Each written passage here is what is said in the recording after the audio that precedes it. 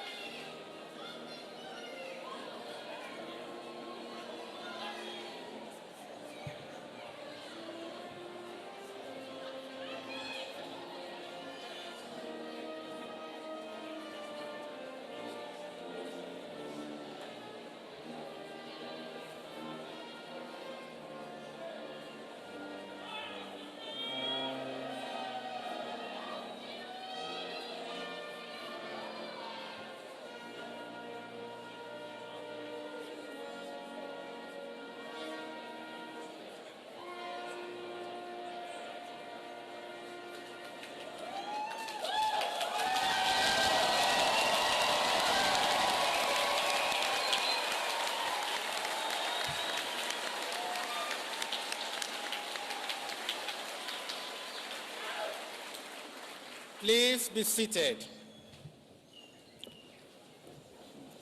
Good afternoon and welcome to the graduate recognition and hooding ceremony for the University of Kansas School of Medicine. My name is Akinolu Ojo, and as the Executive Dean of the KU School of Medicine, it is with great joy and a high sense of honor that I welcome all of you to this occasion to celebrate the 2026 School of Medicine graduates.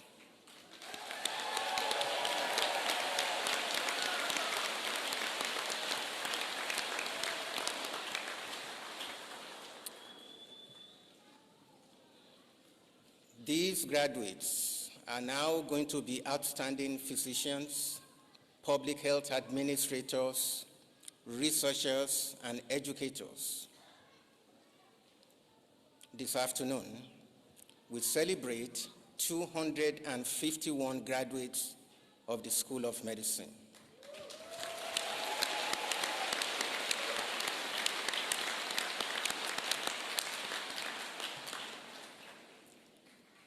The graduates sitting before you include 28 recipients of the Doctor of Philosophy PhD degree,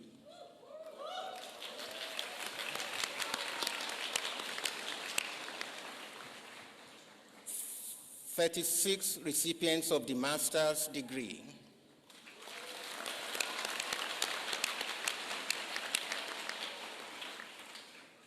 and 186 recipients of the Doctor of Medicine MD degree.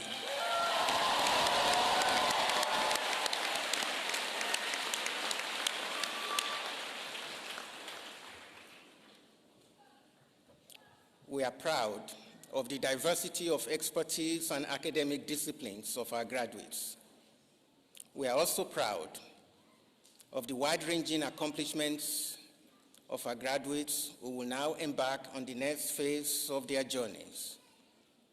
Professional journeys that will improve multitudes of lives and communities here in Kansas, in our country, and indeed across the world. I would like to introduce several special guests who are here on the platform to celebrate our graduates. Distinguished guests, please stand as I say your name. Dr. Jeff Novell, Senior Associate Dean for Graduate Medical Education.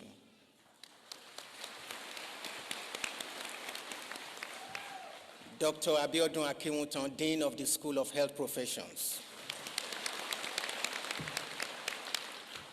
Dr. Jane Giddens, Dean of the School of Nursing. Dr. Garold Means, Dean Emeritus of the Wichita campus. Dr. Laura Tatpati, Dean of the School of Medicine, Wichita campus. Dr. Steve Stite, Executive Vice Chancellor of the KU Medical Center and Chief Health Sciences Officer for the University of Kansas.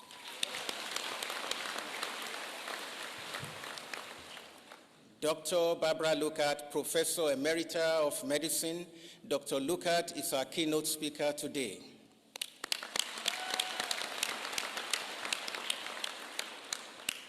Dr. Brad Daly, Assistant Professor in the Department of Orthopedic Surgery and Director of the Luckert Academic Society on the Salina campus.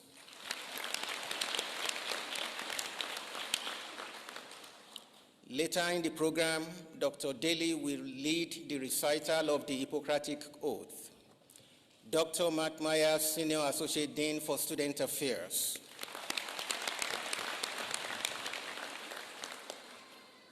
Dr. Julia Bonaminio, Senior Associate Dean for Medical Education. And Dr. Diane Durham, Senior Associate Dean for Faculty Affairs and Development.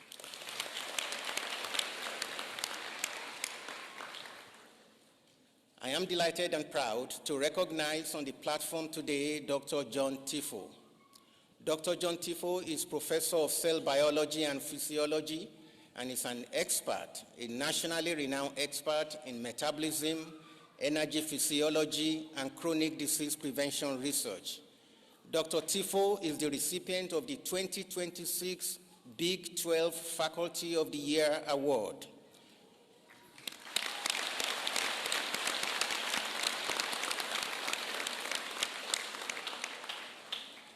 This award honors exceptional faculty from the universities in the Big 12 Conference who have distinguished themselves through high-impact research, dedicated teaching, mentorship, and service. Congratulations, Dr. Tifo, on your receiving the 2026 Big 12 Faculty Award.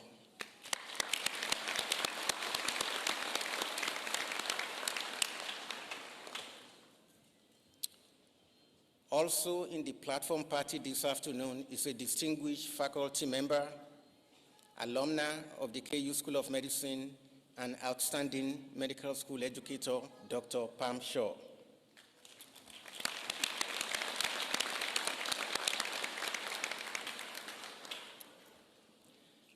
Dr. Shaw, MD class of 1986, has dedicated 36 years of service as a faculty member, impacting lives of thousands of students, residents, and patients.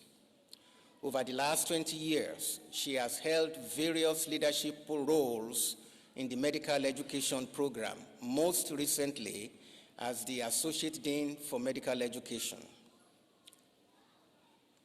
Today marks Dr. Shaw's final graduation ceremony as she prepares for retirement on July 1.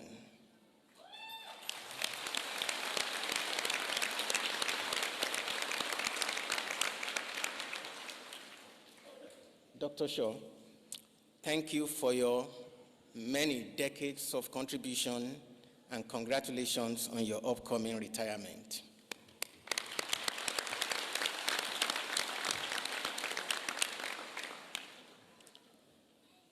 I would also like to recognize the student marshals who will be escorting the graduates to the platform. The marshals are School of Medicine faculty selected by the graduates themselves to serve in the role of marshal. This year's student marshals are Dr. Samuel Akidiver, Associate Professor of Internal Medicine based on the Wichita campus, and Dr. Gustavo Blanco, Professor and Chair of Cell Biology and Physiology based on the Kansas City campus.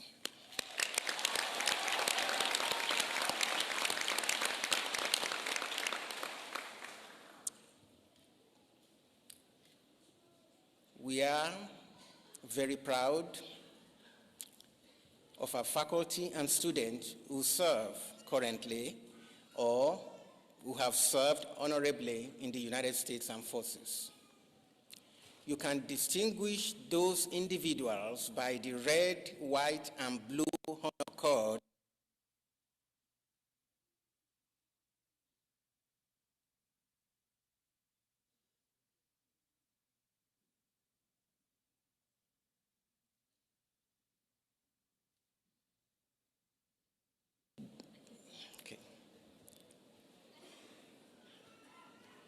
Please join me.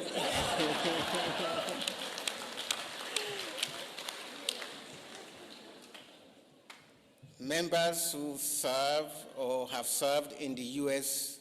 Armed Forces are recognized by the white, blue, and red honor cord on their regalia. Please join me in thanking these men and women for their service to our republic.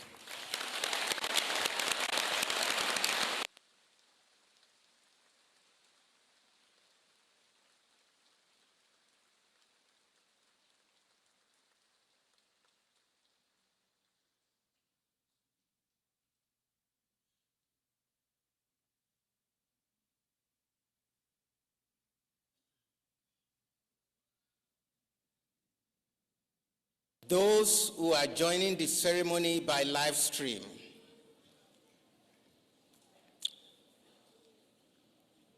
as we celebrate our graduates today, deserving also of congratulations and deserving very much of our gratitude are all the spouses and partners, parents, children, siblings, grandparents, other family members, and friends who are here to celebrate this milestone achievement with our graduates. We congratulate all of you here today and those who are not able to join us, who have spent time, effort, and resources to carry, to support, and to encourage each and every one of our 2026 KU School of Medicine graduates.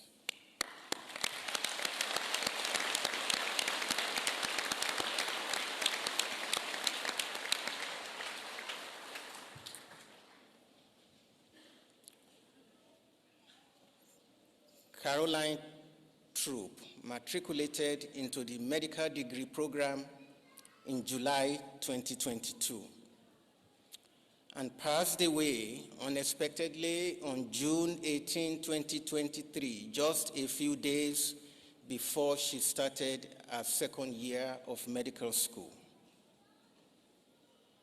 We are grateful to the Caroline Troop family who are with us today. They will receive Caroline's medical degree diploma following the platform presentation of degree candidates. Caroline's Troop life story was one of a shining light. It is therefore most befitting to recognize her today as we celebrate all our graduates who are all shining lights. At this time, it is my pleasure to introduce Dr. Steve Stight, Executive Vice Chancellor for the University of Kansas Medical Center and Chief Health Sciences Officer for the University of Kansas. Dr. Stight has served at the Medical Center since 1993, holding several positions, including Internal Medicine Chair, Interim Executive Vice Chancellor, and Internal Medicine Residency Program Director. Dr. Stites also currently serves dual leadership roles as the Executive Vice President and Chief Medical Officer for the University of Kansas Health System, and Dr. Stites was named as the Executive Vice Chancellor for the University of Kansas Medical Center in 2024. Dr. Stites earned his medical degree from the University of Missouri, Columbia, and completed his residency in internal medicine and served as chief resident at the University of Rochester. He later completed a fellowship in pulmonary and critical care medicine at the University of Kansas Medical Center. Please join me in welcoming Dr. Stites to the podium.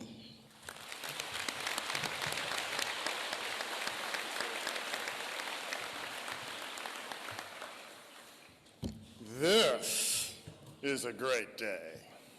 I want to say thank you, Dr. Ojo. The longer I've been here today, these people introduce me, the older you get, and so now everybody knows how old I am. So thank you for that, and that's very kind of you.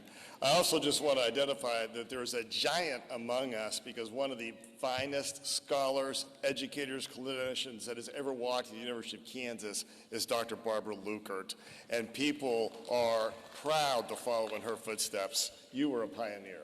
Thank you.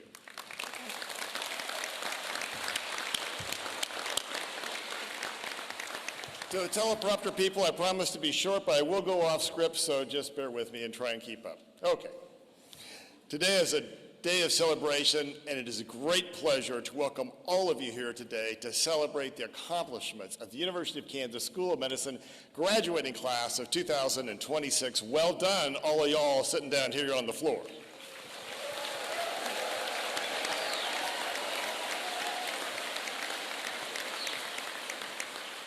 I would like to take a moment to recognize our KU School of Medicine leadership, especially Executive Dean Dr. Akinlolu Ojo, who put up with me recently for like 5 or 6 hours in the car and actually survived that trip, Dr.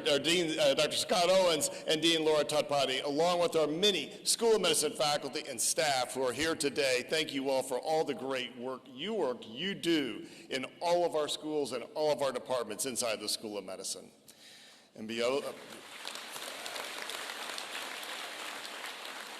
above all, I'm happy to see all our 2026 graduates and really happy to see your family and friends who have supported you during this journey and as you launch your careers as physicians, administrators, researchers, educators, and ne'er-do-wells like me. So thank you for all, and to your families and friends, wow, job well done, folks. Feel good about today. Today marks the end of a long phase of formal education and the beginning of a lifetime of less formal but equally important learning and professional growth. Never give up, never surrender, and never stop learning. Galaxy Quest, come on, people. While you gain some interprofessional training during your time at the School of Medicine, the importance of teamwork in a clinical setting, a theme I will return to, will become a critical part of your day-to-day experience. All those who work in a clinical setting, regardless of their degree, regardless of their background, are there because they want to do the right thing and put the patient first.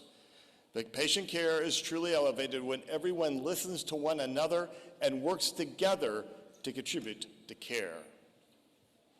Okay, this is where I go off script, so just hang with me. You heard him say that I had done a number of jobs here at KU, and that's true. I've done administration. I actually did a little bit of research. I wasn't that good. Education, administration, clinical medicine. The most important job I've had at the University of Kansas Medical Center and Health System, the most important thing that has shaped my view is that of patient. A number of years ago, I was diagnosed with prostate cancer. And probably in the 90s, when I had started in medicine, and of course we were letting people have heart attacks back then because we couldn't do anything, it would have resulted in a prostatectomy, surgery, radiation, chemotherapy, etc. That's not what I had. And it's not what I've had to go through. I've had a much different, a much better course than that. And why is that? Why is that? Because every day, the work you do, whether you are in education, research, administration, or clinical medicine, helps produce small miracles.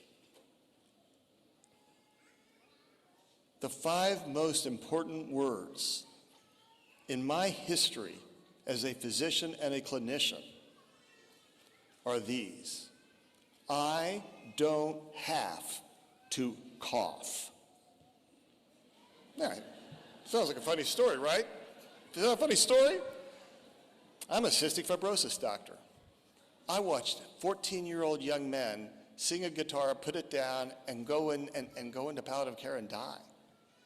I've watched adults live to only be 17 or 18 or 19 years of old age. I've watched great people lose their lives so early. In our world right now, sometimes there's a temptation to not always tell the truth. There's a temptation to attack. There's the temptation to exaggerate, to not always appreciate the background and training of others. In 2014, a new drug came out to treat cystic fibrosis. It was the first in a series of drugs that resulted in 80% of patients who before were dying at a very young age to have a much different prognosis. Because if you carry one of the defects you can be treated with from that drug, you may well have a normal life expectancy. That is a small miracle.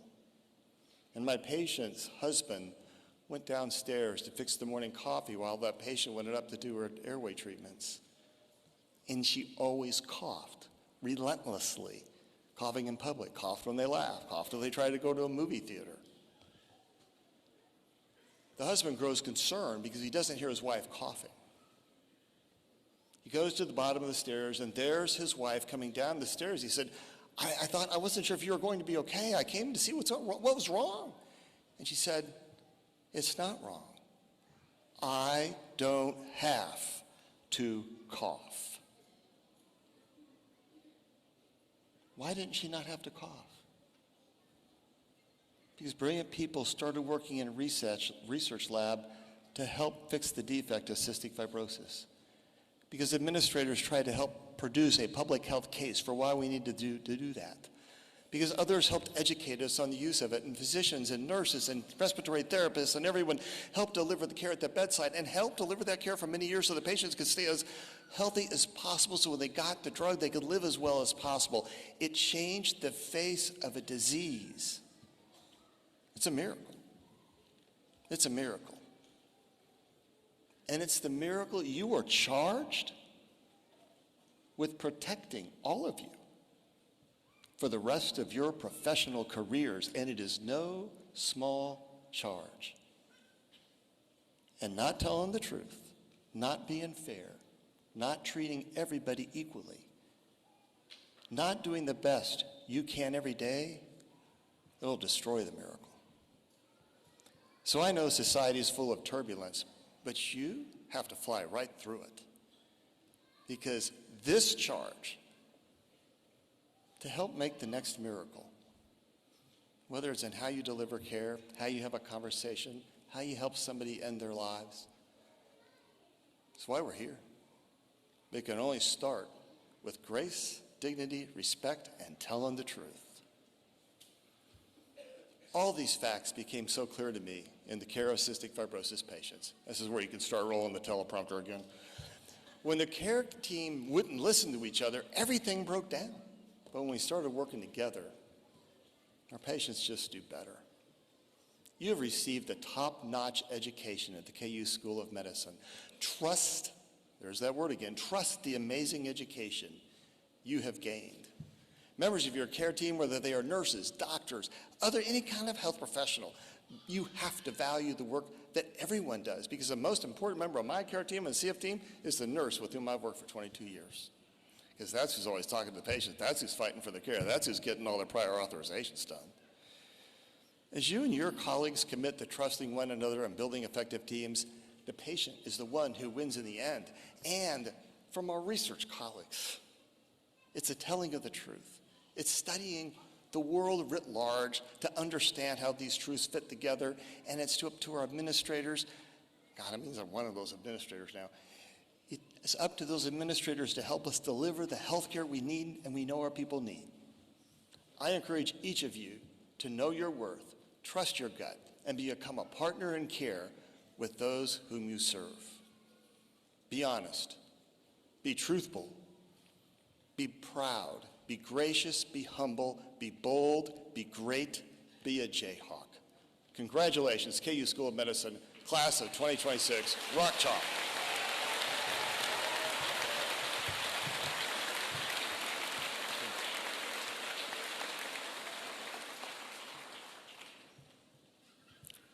Thank you very much, Dr. Stites, for your inspiring comments and words of encouragement to all our graduates. It is now my privilege to introduce our keynote speaker, Dr. Barbara Lockhart, Professor Emerita of Medicine, alumna of the KU School of Medicine, MD class of 1960, lifelong Jayhawk, lifelong J-Dog. After completing her undergraduate degree at the University of Kansas, she earned a medical degree from the KU School of Medicine, where she remained to complete her residency and fellowship training in the field of endocrinology. Following her fellowship training in 1965, Dr. Lockhart spent 6 years in private practice here in Kansas City.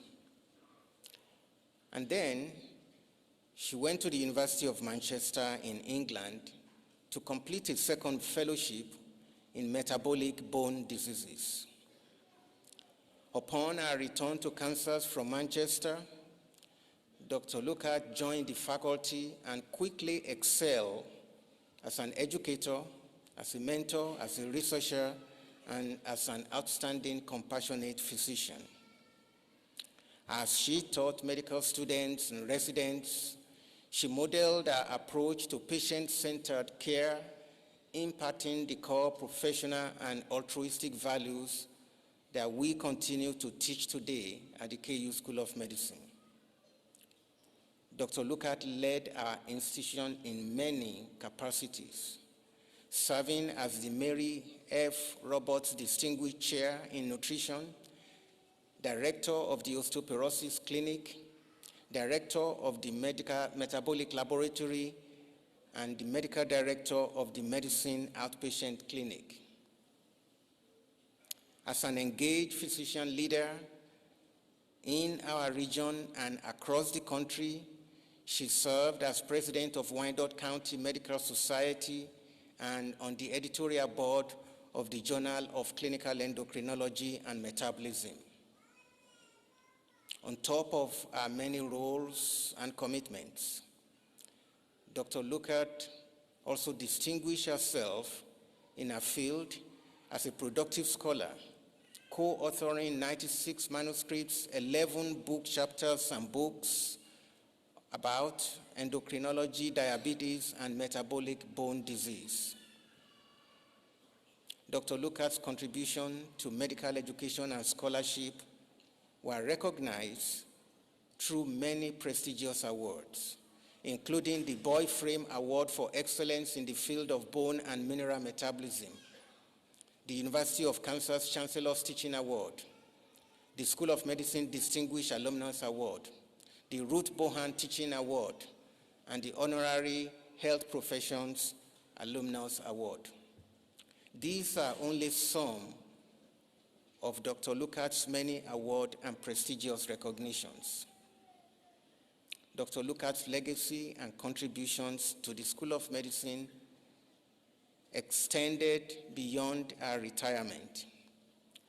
She has served on the KU Medical Alumni Board and on the Board of Trustees of the Distinguished Medical Teaching Fund. And she continues to invest time and effort as a member of the School of Medicine Executive Alumni Advisory Board that was created only in the last few months. When our school campus in Salina opened, when that campus welcomed their inaugural matriculating class in 2011, Dr. Lukert was selected as the namesake of the Salina Campus Academic Society. Students, faculty, and staff look forward to our regular visits to the Salina campus. Please join me in welcoming Dr. Barbara Lukert to the podium.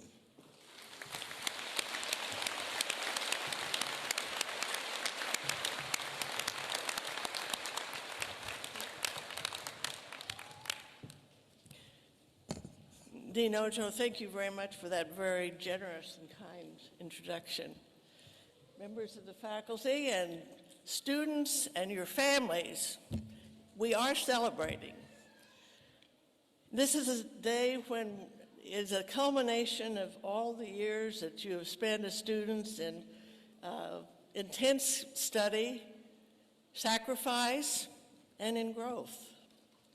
And for you families, it's a moment of real reason for having pride in your offspring, your spouses, your friends. And we are so delighted to have you celebrate with us here today. This is a time of celebration, but it's also a time of reflection and transition. Dean Ojo has asked me to share with you a brief description of my more than 60-year journey in the medical profession. And I also wanted to share with you what I've learned over those 60 years about the importance of compassion, collaboration, mentors, and equanimity. When you reach this point in a career, your perspective changes. You begin to see not only the milestones achieved, but the people who made the achievement of those milestones possible. One thought that I want to leave with you today is that none of us reach the kinds of milestones that we're celebrating here today completely by our own effort. Every one of us is the product of mentors, teachers, colleagues, and loved ones who guided us, challenged us, and believed in us when we were not yet sure that we believed in ourselves. My own journey in medicine began when I was fairly young. I was 7 years old when my mother nearly died of a ruptured appendix. This was 1941, an era when there were few effective antibiotics. Her recovery was long and frightening for our family. The surgical wound was left open for months to drain the infection, and she was confined to bed for all that time. What I remember most to this day is not the illness itself, but the physician who came to our home every Saturday. He traveled more than 30 miles to make those visits, and each time he arrived, the tension and anxiety in our home diminished. That experience planted the emotional attraction to medicine for me, and it made me realize that I wanted to be like that physician. I wanted to bring that kind of relief into people's homes. As I grew older, another force entered my life, curiosity. When I was in the 7th grade, I got a real fascination with science, particularly chemistry, and I desperately wanted a chemistry set. And my mother said, absolutely not, you'd blow us the whole house up. But my grandfather, fortunately, had more confidence in me, and he supplied the chemistry set, caused a little family conflict there. My first experiment was an exothermic reaction, and it nearly scared me to death because here was this boiling thing that I hadn't applied any heat to, and I was running out of the house thinking my mother was probably right. But in spite of being terrified, it increased my curiosity because I wondered why that happened. And that curiosity has really never left. Yet despite my interest and ambition, I doubted that a career in medicine would be possible for me. I knew that few women were accepted, and I also knew that people were telling me that you had to have connections to get admitted to medical school, and I certainly had none. So it was easier just to assume defeat. But one high school teacher changed the trajectory of that thought when she said, what is the matter with you? If that's what you want to do, go for it. Don't just assume that you can't. Well, I can't overstate the effect of that moment. One sentence, one simple vote of confidence influenced the course of my career. So in college, I pursued pre-medical studies while majoring in political science, even taking the Foreign Service exam as a possible fallback plan. When I was accepted to medical school, it came as a real big surprise and somewhat of a feeling of affirmation. So on that unusually hot day in September of 1956, I was one of 5 women and 100 men who began the grueling experience of medical school.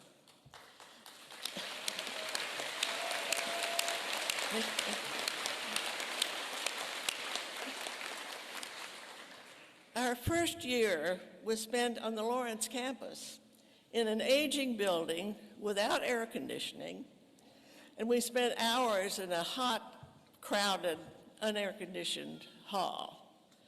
So the move to Kansas City in our second year was a very welcome change. During those first 2 years, there were a lot of us who thought that we really didn't understand how this experience was ever going to transform us into doctors. But by the time we reached the clinical years and had patient exposure, our experience began to resemble what we thought being a physician would be like. During those student days, there were very few tools in medicine. There were limited antibiotics, no vaccines for many of the childhood diseases, and only rudimentary treatments for many of the chronic diseases. For example, digitoxin was not yet approved for use at that time, so the only drug we had to treat heart failure was whole leaf digitalis, with the concentrations of the active ingredient varying from one batch to the next. The only diuretics available were the toxic mercurials, with thiazides being available only about the time we graduated. And the only insulin preparations available were those extracted from beef and pork pancreases. The only imaging we had was plain x-rays. No CT, no MRI, no ultrasound. So you can see that we were quite limited, and we had more time than we had anything else to give to patients. But fortunately, the number of medications available, the number of diagnostic tools increased at a rapid rate during my residency and fellowship years. So as my career unfolded, I was repeatedly shaped by extraordinary mentors. I was attracted to internal medicine because of a doctor who modeled competence and compassion. I was drawn to endocrinology and metabolism by a physician scientist whose curiosity was contagious and who treated everyone who worked with him as if they were a very important part of his team. At each turning point, someone saw potential that I might have missed on my own. After completing a residency in internal medicine and a fellowship in endocrinology and metabolism, I was ready to live out my dream, and my journey led to practicing medicine in Kansas City, Kansas for 6 years. Although I found private practice wonderfully rewarding and wonderfully challenging, the pull of teaching and research brought me back to academic medicine. I was particularly interested in pursuing metabolic bone research, which I had started in my fellowship years of training. And I was very concerned about the patients that I was seeing who were losing bone very rapidly and having a lot of fractures as a result due to taking glucocorticoids for a multitude of diseases. At that time, we had no effective treatment for this problem, and we needed, before we could develop the treatment, we needed to understand the molecular causes at the cellular level, the molecular causes of the bone loss. So this became the focus of my research activities. And I was able to contribute a few things to the understanding of that disorder. The opportunity to take patient problems to the laboratory for investigation and then take the answers that we find there back to treating the patient is a wonderfully satisfying experience. And once again, mentors opened doors for me both here and abroad so that I can learn the laboratory techniques that enable me to grow as a physician scientist. Over the decades, I have watched medicine transform in ways I could never have imagined. Although there have been remarkable advances in all phases of the practice of medicine, patients still long for the doctor who will give them their undivided time and attention. Patients want you to know them, not just their disease. And they want to know you as a person, far beyond your being a doctor or a scientist. The increased demands of time required by the electronic record, the plethora of procedures, and the increased acuity of care have made these humanistic expectations difficult to fulfill, but we certainly must persist in trying. However, patient care is never the work of one person alone. It is accomplished through collaboration among clinicians and dedicated colleagues across the healthcare professions. To those of you who are being hooded today as non-clinical scientists and scholars, remember that you may not care for patients directly, but your work contributes to the care that patients receive every day.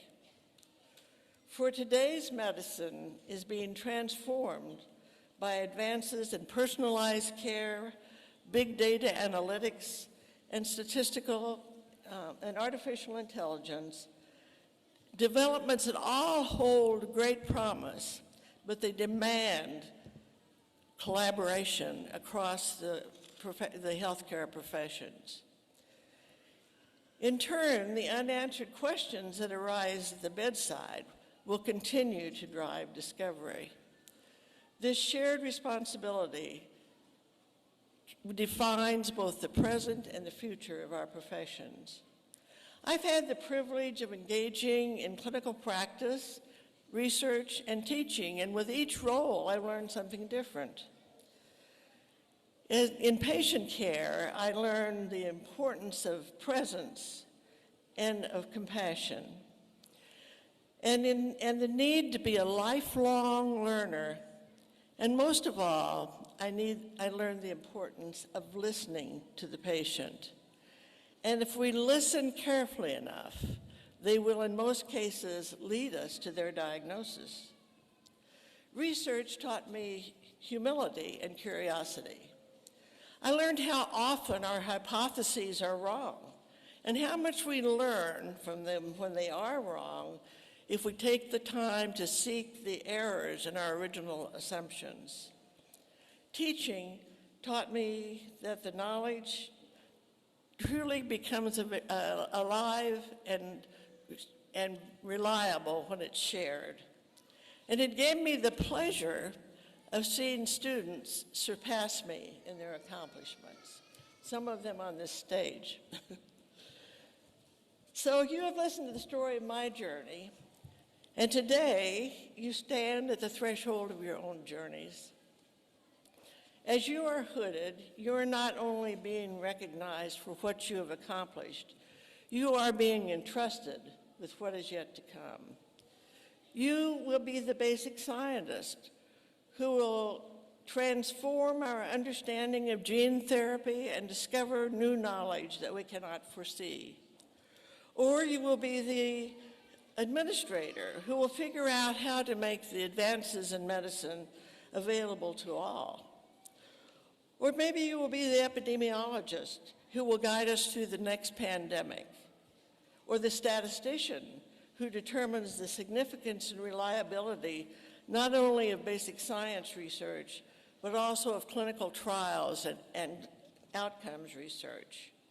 Or you will be the physician with the equanimity to bring comfort and hope to your patients while treating their disease. We are depending on you, all of you, to assure that the humanistic side of medicine and science will be a constant priority for all physicians and all scientists.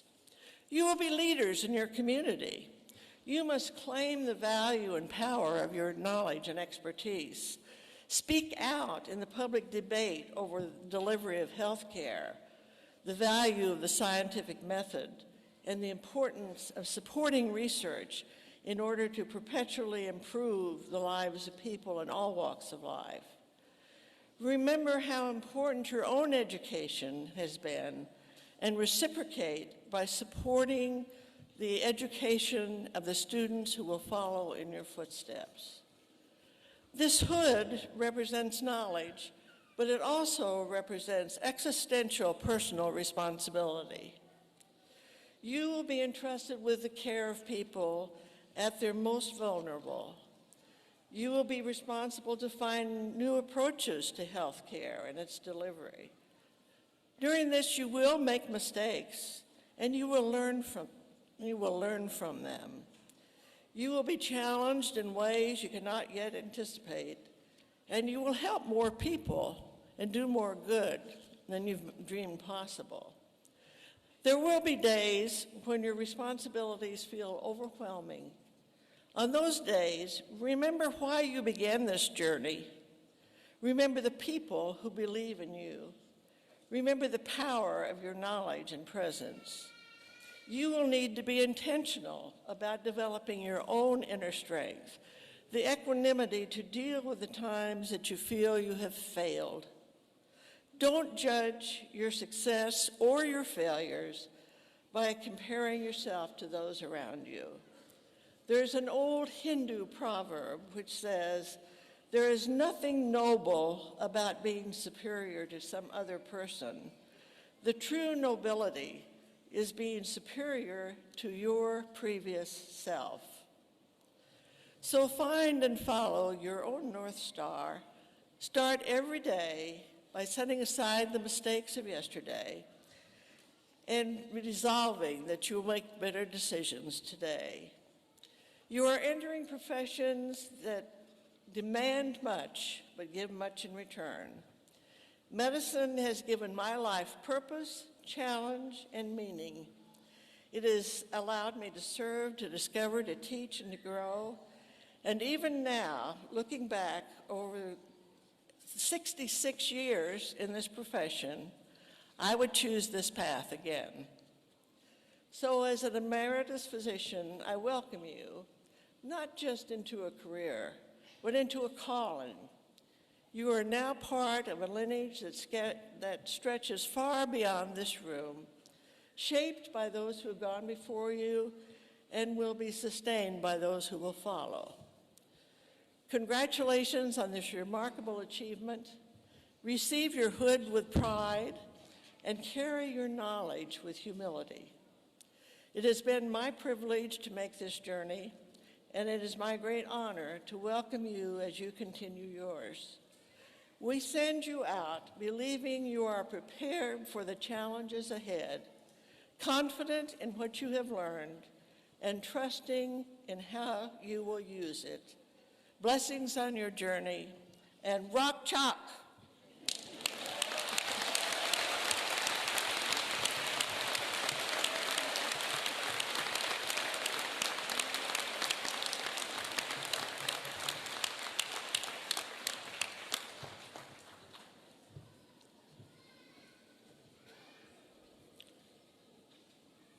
Thank you very much, Dr. Lukert, for your inclusive and inspiring comments to our graduates, and for sharing your own remarkable professional journey with all those graduates that we are honoring here today.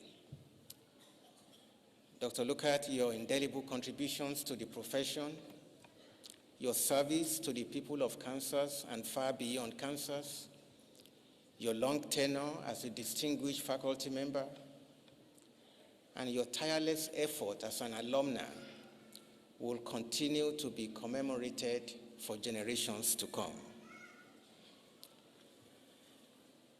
Before we begin the platform presentation of degree candidates, I would like to invite one of our leaders who is also an alumna of the School of Medicine to offer some final advice and words of wisdom to the graduating class of 2026.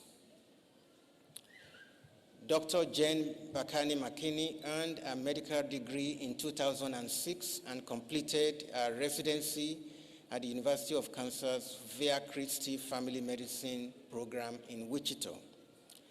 After she completed her training, she joined her father's practice in her hometown of Fredonia, Kansas, where she continues to practice today. In 2021,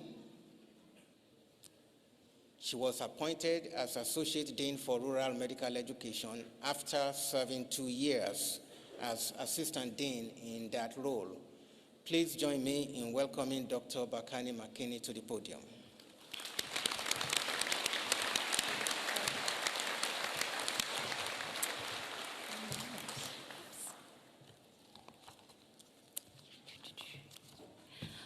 All right, well, I am so excited to be here with you all today. It's just an honor because it was a short 20 years ago that I was sitting in your exact same spot. And I know exactly what you're thinking, like, you don't look a day over 24. Thank you, that is so kind, really, thank you. Actually, you're probably thinking, wow, you're not nearly as cool as Dr. Lukert, also true. But I'm here to tell you that all of the hard work that you have already put in and all of the hard work that you're going to put in the future is totally worth it. Sometimes we're not sure. I know I wasn't sure all the time when I'm sitting there studying and everyone else is doing fun things and you're working really hard. I know sometimes I would sit there and think, I don't know, is it going to be really cool on the other side? And I'm here to tell you that it is. I will tell you that I promise you that all of your efforts have not been in vain. Get it? That's a doctor pun. In vain. Okay, we'll move on. Thank you. All right. But I just wanted to briefly share with you some of the things that I have been able to do since graduating from the KU School of Medicine. So as Dean Ojo mentioned, I'm the Associate Dean for Rural Medical Education, and I'm also a family doctor in my hometown of Fredonia, Kansas, which is a town of about 2,200 people in southeast Kansas. I know some students are out there that spent some time with me. Can I get a little shout out? Thank you, thank you, thank you. So I see patients there in the clinic and in the hospital, and I'm one of the emergency room doctors, and I also do stress tests, colonoscopies, lesion removals. I'm the local home health and hospice director. I'm also the Wilson County Health Officer, which was really fun during the pandemic. So, but outside of the exam room, that's actually where some of our most important work can be done. I was the local school board president for a few years. I founded the Fredonia Area Community Foundation. I started Cultivate Fredonia, which is a community growth initiative. And I've spoken across the country as a proud Jayhawk and JDoc. And I also even started a festival in Fredonia called Fredonia Sausage Fest. Ask me later. Okay. But I say all this because people already see you as leaders, and it's just going to be more so in the future. I think Stan Lee of Spider-Man fame said, with great power comes great responsibility. So I would just suggest to you to use the whole trust me I'm a doctor thing really carefully. But you know, this is really just the beginning. Today is the beginning. Don't be afraid to say yes. Don't be afraid to know that you're qualified, that you're good enough, that you're awesome, that you are the best of the best. We also talk about saying no, and that's important too. It's not the opposite. Both can also be equally true. But say yes, don't be afraid, and then do really, really great things. I wanted to share one story from 2018 that solidified for me why all of this, everything we're doing, is worth it. So it was pouring rain, and I was driving my son in my super cool minivan to the dentist on the highway, and somebody hydroplaned and hit us head on. My son, who was 5 years old at the time, he was taken out of the car by a couple of good Samaritans. And since I knew he was fine, I got out of the car and started walking toward the other people in the wreck across the highway because I could see that they were in trouble. It all just happened really quickly, and it was weird because all of the years of studying and working and training and all of that just kind of kicked in. So it's pouring down rain, and I stepped down out of the car, and I could immediately tell that my foot was broken. With every single step I took, I knew that thing was broken. But then with each step, I was also examining myself. So I thought, is my pelvis broken? No, let's take another step. Can I take a deep breath, or do I have a collapsed lung? No, let's take another step. Am I bleeding from anywhere? Am I impaled? That'd be cool, but no, that was not the case. And when I finally made it to the other people on the side of the highway, the woman was on the ground and she was obviously in distress. I knelt down on my broken foot. I examined her. I took the 911 phone call that somebody had made, and I diagnosed her with a potential broken back. And then as someone came to relieve me and I was able to relax and sit back on my broken foot, the adrenaline left my body. I kind of thought I was going to die, but then I knew that being a doctor was part of who I was, and the hard work, everything we've done, was worth it. So this is your next step. Make sure you examine yourself along the way, but always keep taking those steps. Like I said, this is just the beginning. Keep taking those steps, move forward, and keep growing, because every single moment is worth it. But also, don't forget to enjoy this moment and all of those along the way. We don't want to just help people have good livers. We want to also be good livers. So, on behalf of the KU School of Medicine and its really cool alumni, I see you. Okay, that's my last one. I mean, like, last doctor joke. Okay. Congratulations. I'm so proud of you. We are all so proud of you, and we are so excited to see what you do in the future. Congrats.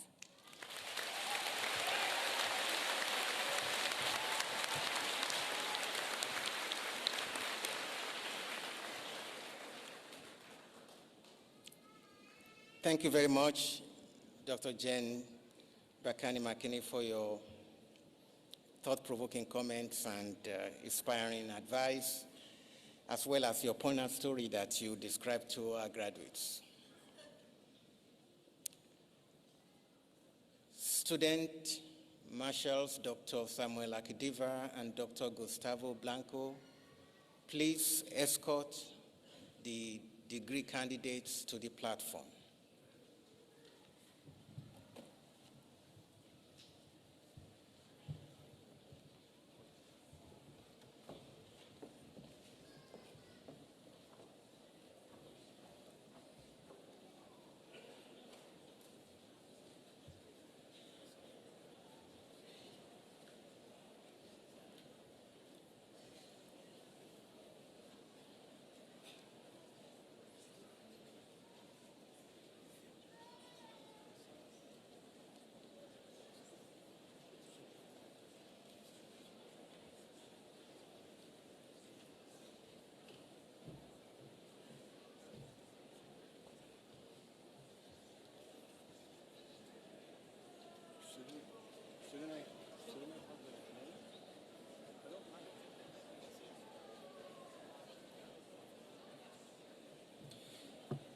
So we're moving on with the candidates from the Master of Science in Applied Statistics and Analytics, Noah Aiden Campbell.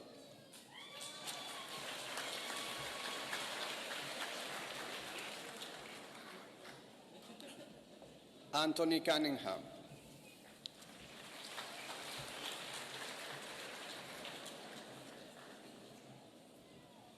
Cecilia Marie Novke.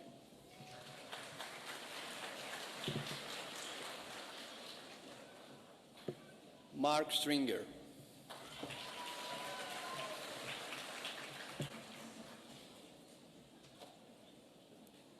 Aishwarya Sanil.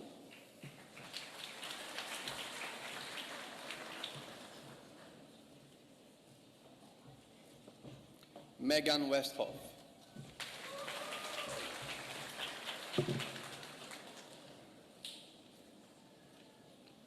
Now we're moving on with the candidates from the PhD program of philosophy, from the Doctors of Philosophy for Biostatistics, Dr. Alexander Michael Alsup. Dr. Stephanie Dawn Colwell.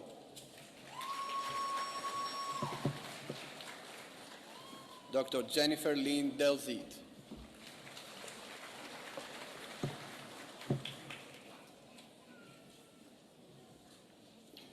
Dr. Qazi Mohammad Farhat Mahmoud.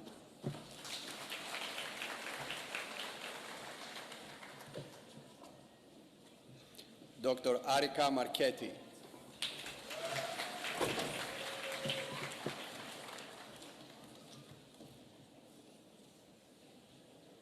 Dr. Rishabh Mukherjee.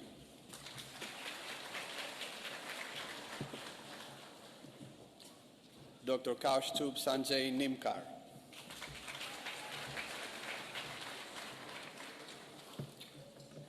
We're moving on with the candidates from the Master of Science in Clinical Research.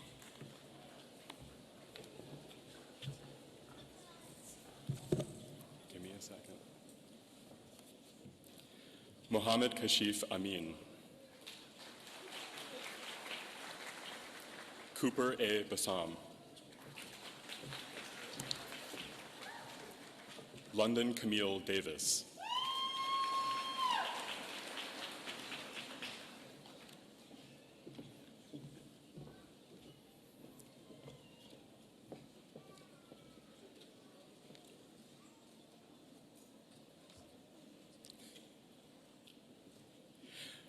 Mohammed Atif Khan.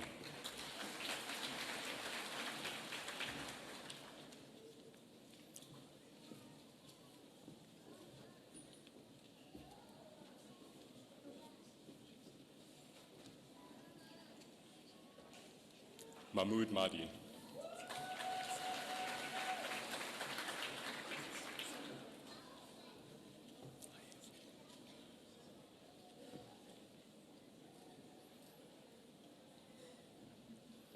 Ainsley van der Giesen.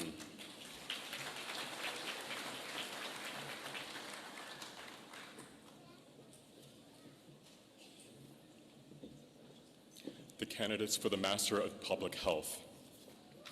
Mariam Ahmed.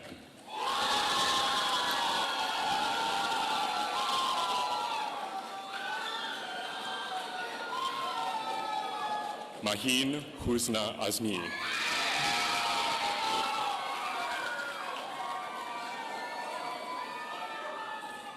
Reagan Billinger.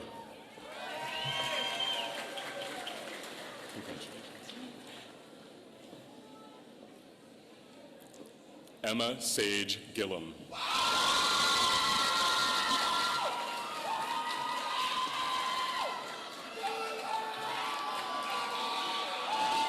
Samantha Christine Kriesel.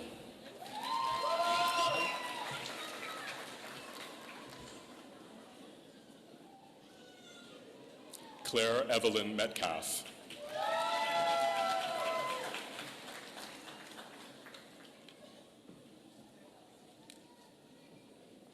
Nashwa Mohammed.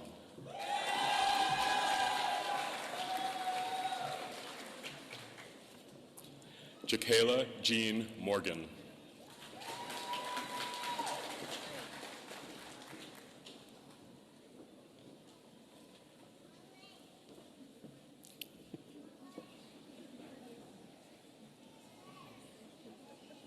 Destiny Renee Ragland.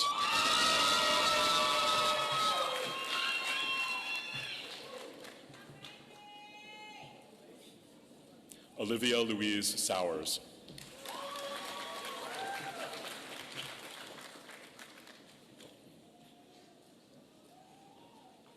Maya Rose Watkins.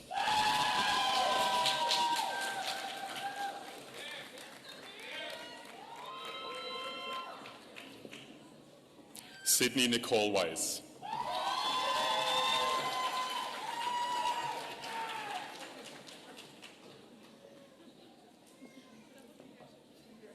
Jenny Zhang.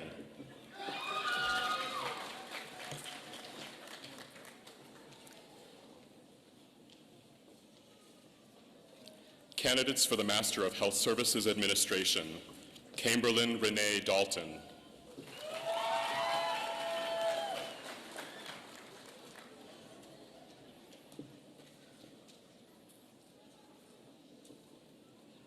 Abhinay Dumba.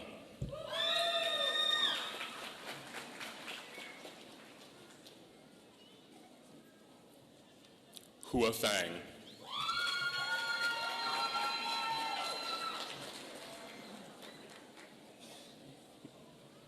Daniel Hernandez.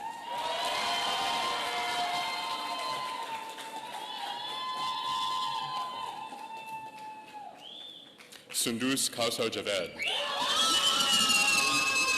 My middle name is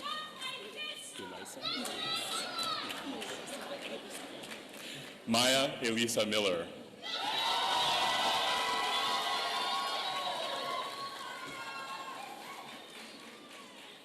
Annalisa Paulson.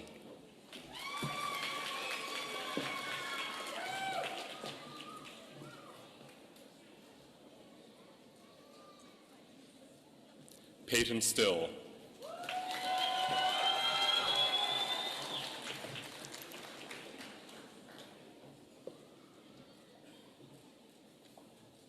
Shyla K. Wagner.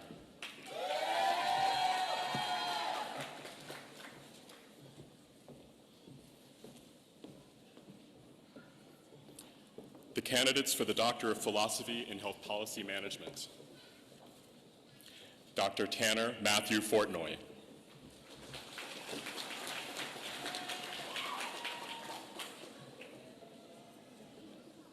Dr. Shay Campson.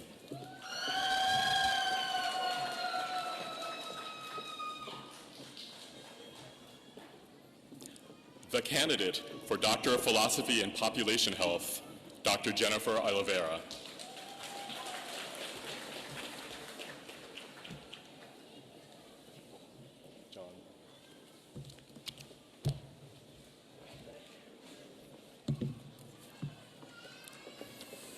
The candidates for Doctor of Philosophy in Biochemistry and Molecular Biology, Dr. Taylor Ann Strope.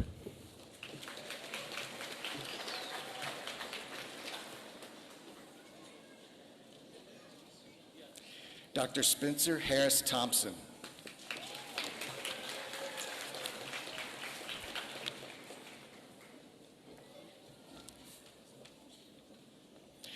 The candidates for Doctor of Philosophy in Cancer Biology, Dr. Bailey Ann Bai.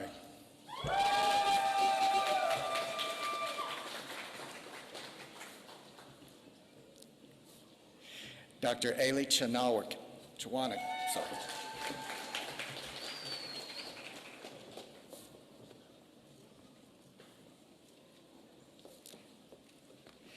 Dr. Dakota Dimegwu Okwane.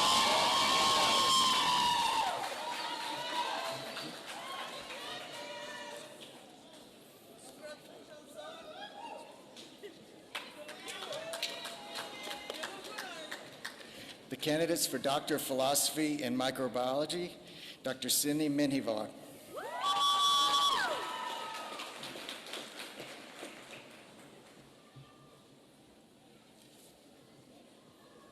Dr. Megan Jo Myers.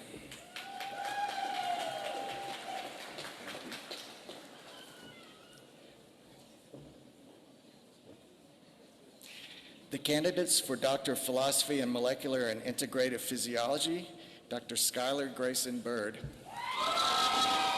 And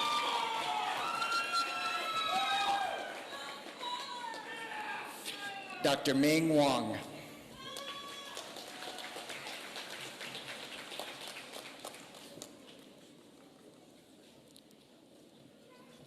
Dr. Paige Marie Minchella.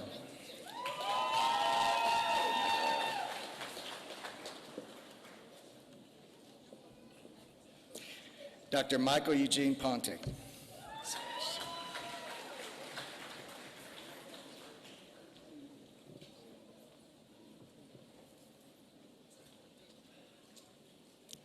Dr. Sebastian Florian Salate.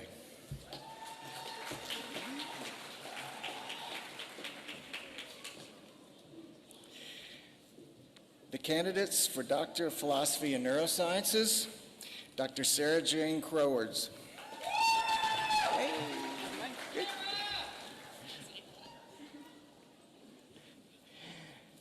Dr. Vivian Chicos.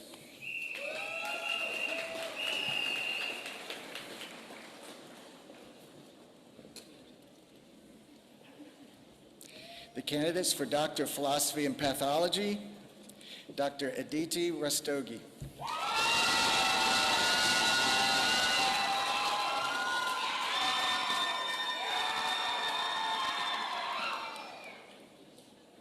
Dr. Reagan Lee Scott.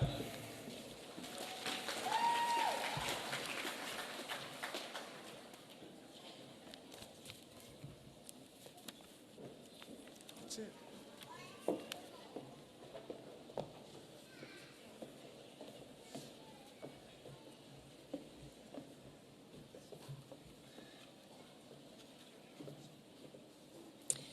The candidates from Doctor of Medicine, Avery Curtis Society. Dr. Adriana Nicole Angeles.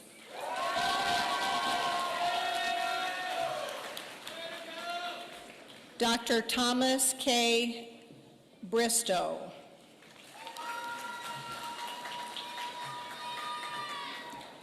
Dr. Macy Ann Clark.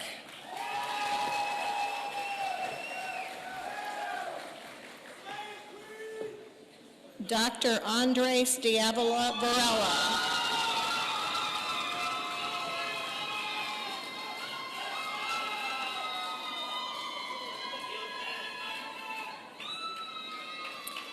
Dr. Jonah Francis Elyashar.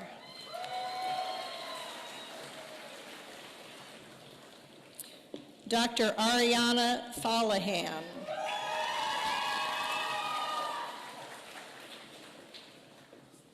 Dr. Kaya Mackenzie Kirkpatrick.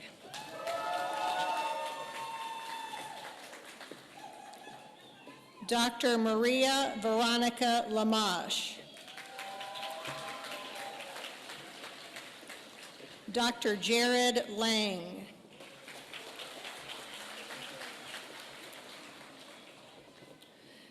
Dr. Ria Mahesh.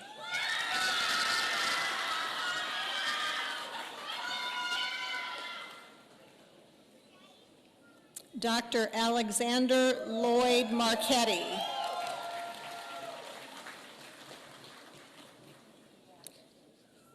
Dr. Denise Zilala Mushangi.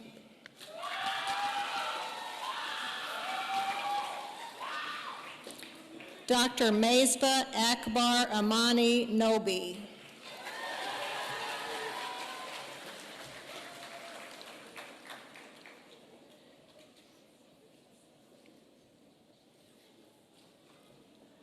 Dr. Tien Huang Pham.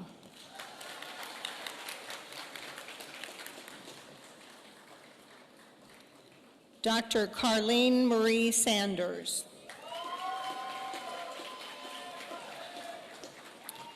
The candidates from Cates Society.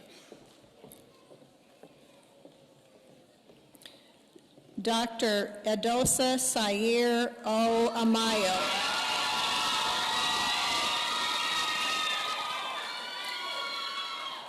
Dr. Megan Burrows.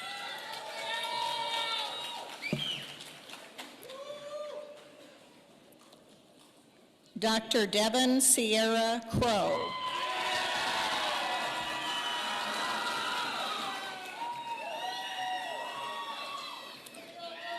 Dr. Lauren Elizabeth Duablanc.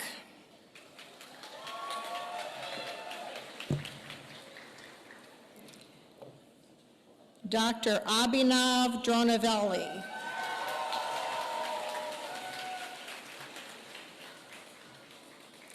Dr. Isabel J. Epstein.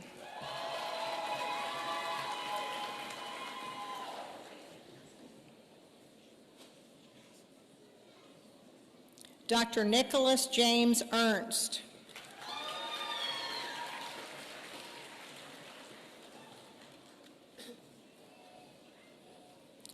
Dr. Elizabeth Conrad Fry.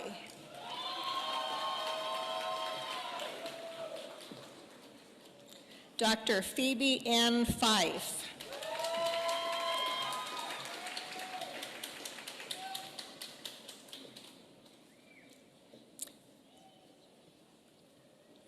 Dr. Alexander Paul Gabrielli.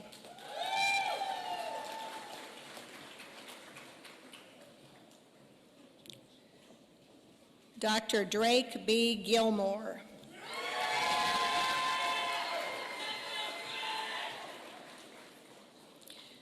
Dr. Nabil Mushfiq Hossein.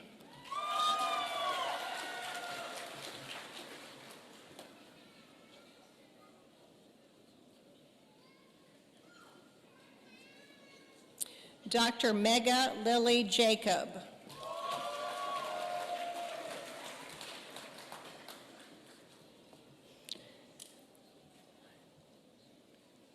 Dr. Jaehoon Zhang.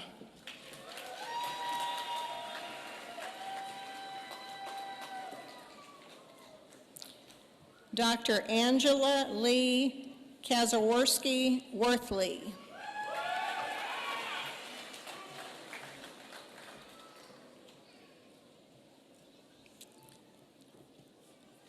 Dr. Peter Daniel Klug.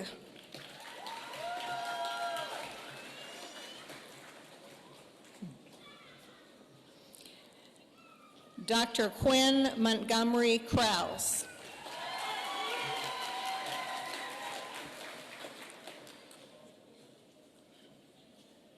Dr. Kennedy Janae Maury.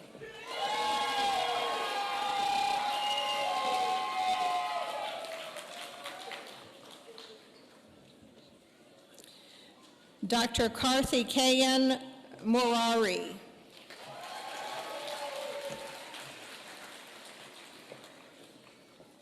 Dr. Megan Jocelyn Murray.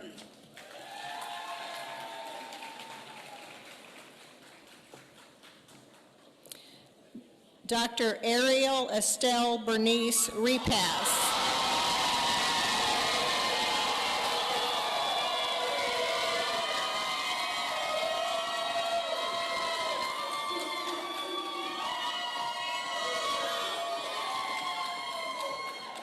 The candidates from Fitzsimmons Society: Dr. Michael Joseph Arnold,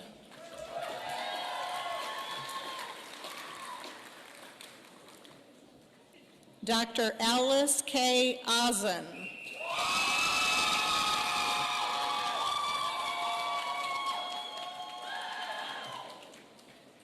Dr. Michael J. Brayman,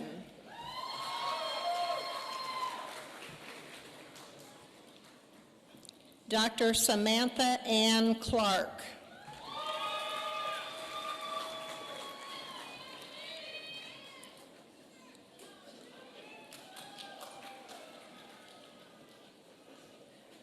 Dr. Zachary Douglas Green,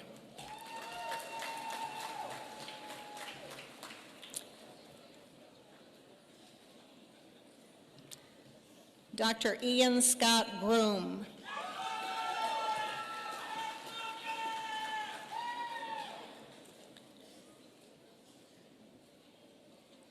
Dr. Kareem T. Hamada,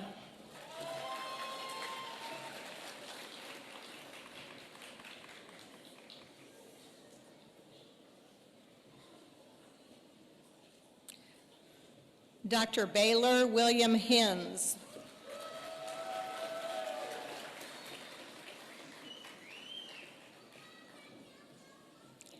Dr. Ethan L. Hunt,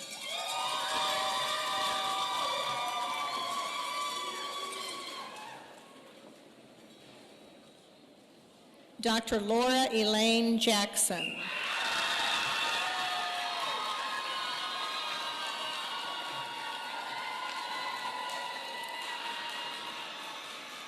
Dr. Michael Andrew Jennings,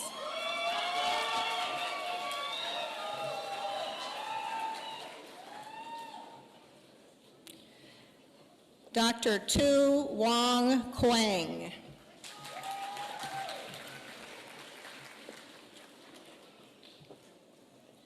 Dr. Erica Martinez,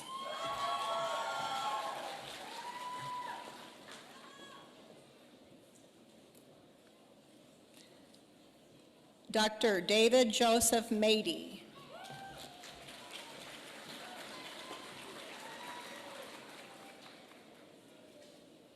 Dr. Isaac Thomas Morris,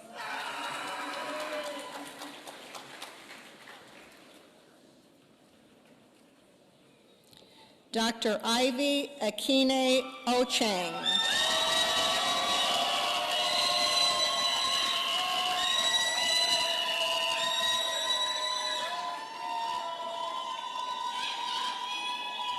Dr. Elaine Christiana Pope.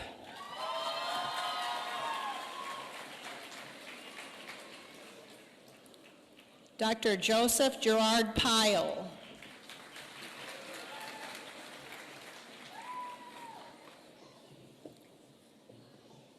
Dr. Eduardo Sebastian Ramirez Cuellar.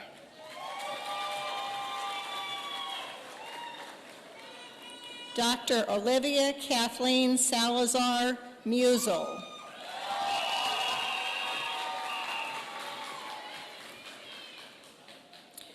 Dr. DeAndrea Wynn.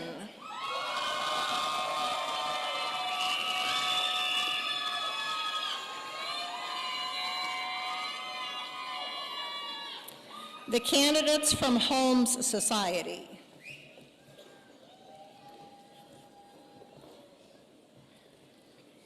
Dr. Christian Xavier Albanese.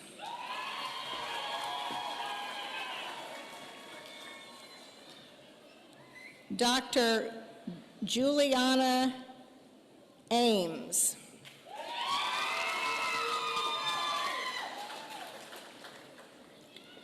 Dr. Mugiz Chowdhury.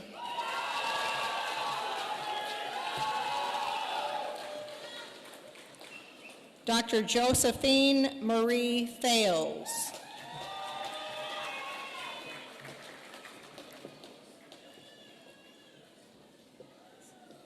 Dr. David Joseph Fritz.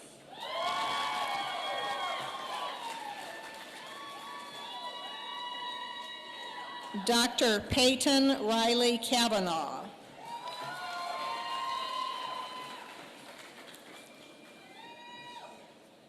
Dr. Kirsten Elise Kent.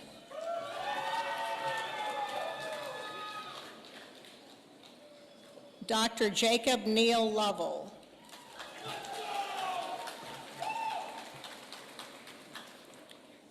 Dr. Bergen Quinn Mauerhan.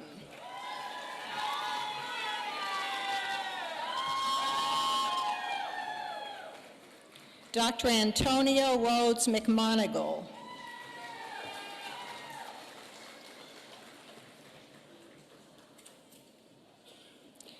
Dr. Shem Thehantish Awala Oloyede.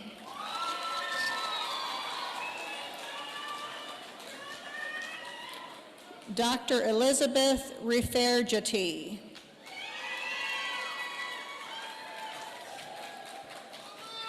Dr. Gwendolyn K. Schwein.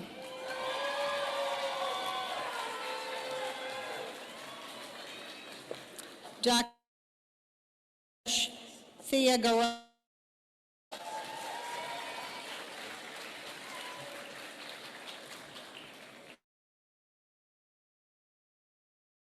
Spring Wells.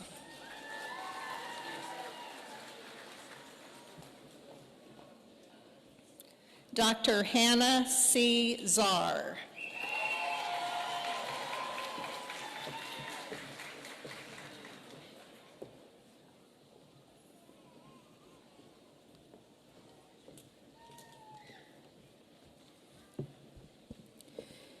The candidates from the Jaeger Society.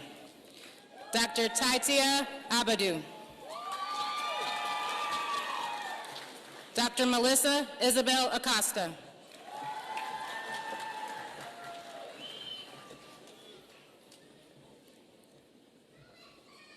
Dr. Brenda Nayeli Aguirre Apuda.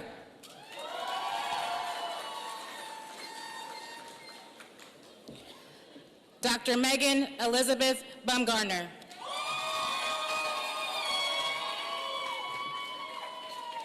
Dr. Wyatt Shane Bell.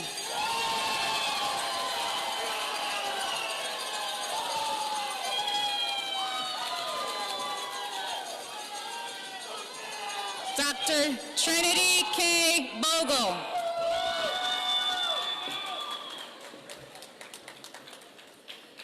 Dr. Bumi Baramier.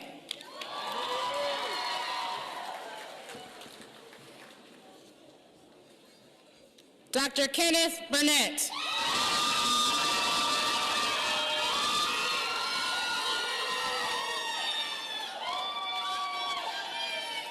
Dr. Kenneth Riley Kane.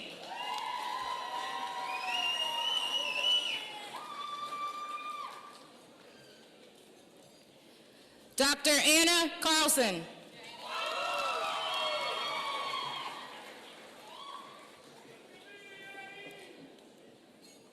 Dr. Gabrielle E. Crow.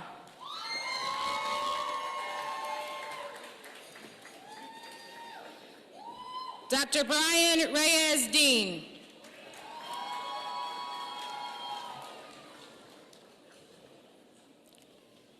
Dr. Amelia Grace Douglas.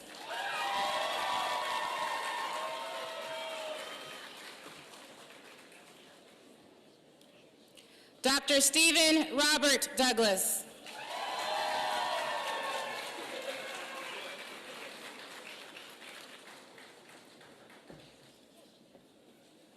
Dr. John Caleb Dubois.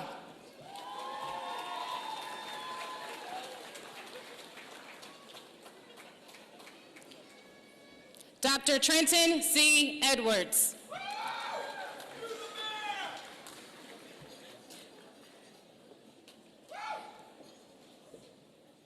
Dr. Lauren Cecilia Ellis.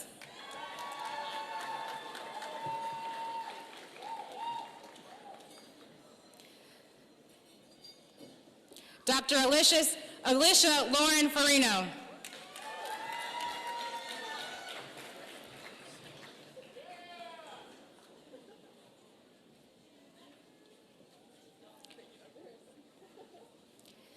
Dr. Nami Nico Foshan.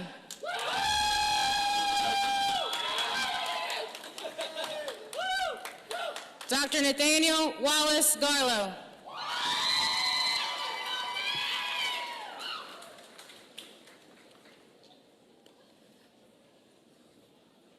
Dr. Kaylee Lynn Gleason.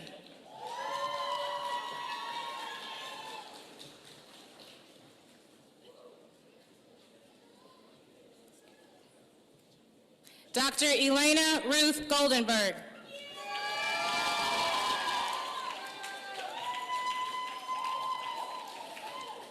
Dr. Wael Hanalima.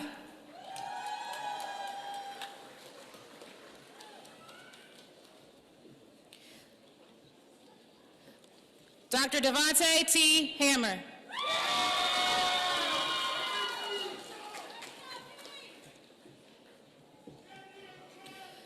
Dr. Catherine Louise Hess.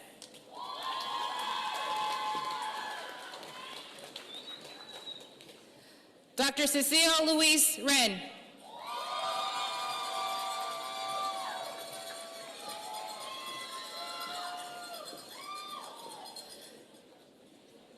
Dr. Peyton J.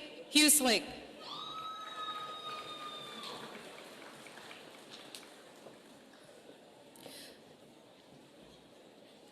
Dr. Abdul Rahman Mohammed Jezere.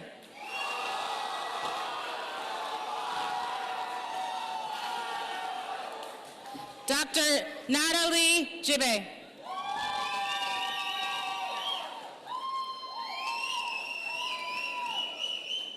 Dr. Felicia Ann Jones.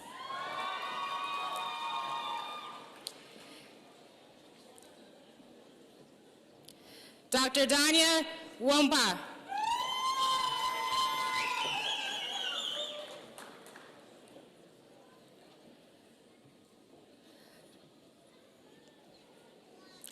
Dr. Jisoo King.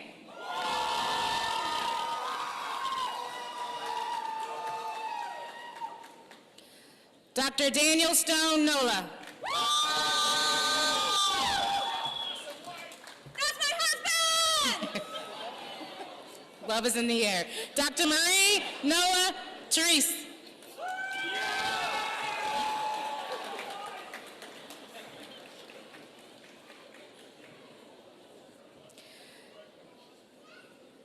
Dr. Spencer Graham Kruger.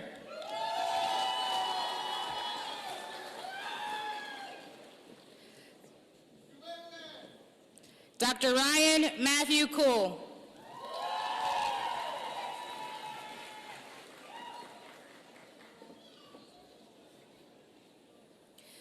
Dr. Michael L. Lane.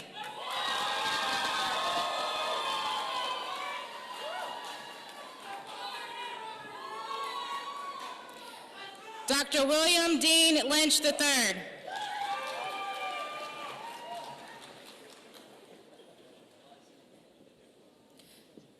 Dr. Faith Gabriella Monicum.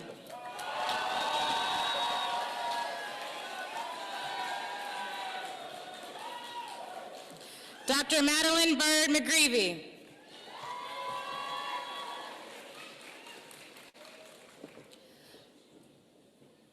Dr. Jaden Cherie Mikovich.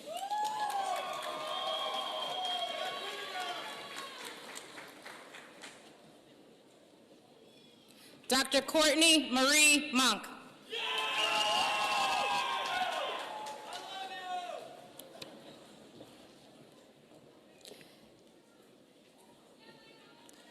Dr. Lipkila Mukherjee.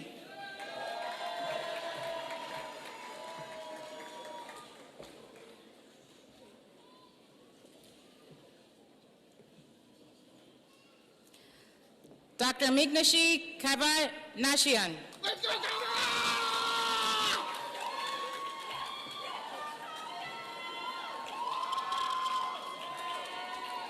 Dr. Michael Tom Todd Wynn.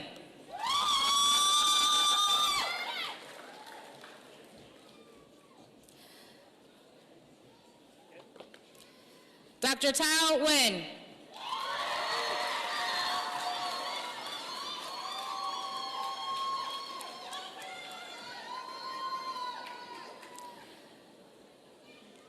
Dr. Anthony Michael Nickel.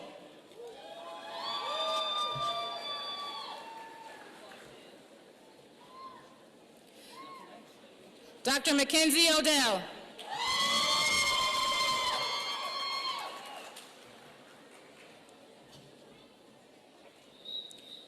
Dr. Benjamin M. Osei.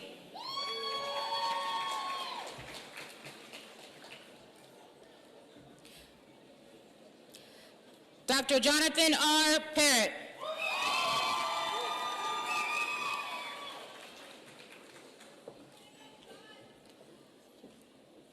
Dr. Luke Daniel Froska.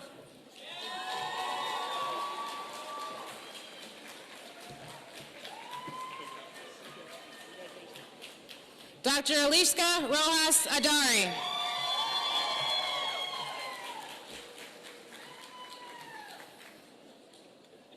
Dr. Ethan J. Scharf.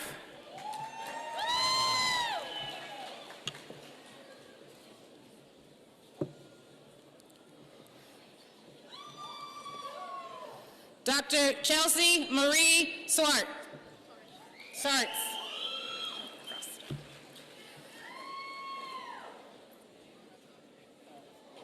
Dr. Nolan William Schrader.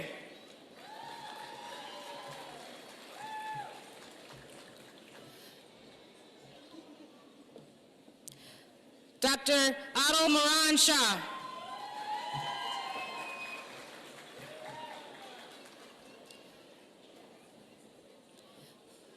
Dr. Nicole Marie Thurman Tyrion.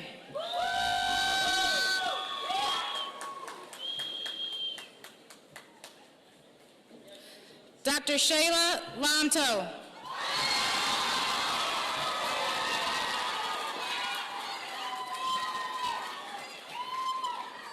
Dr. Nola Dolly Tran.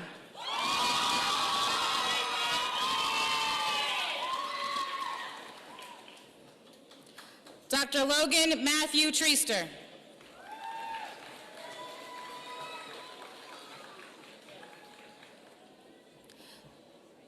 Dr. Anna Sophia Trofimov.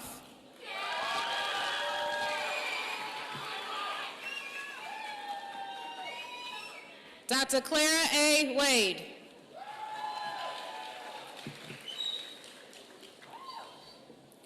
Dr. Sarah Michelle Wallace.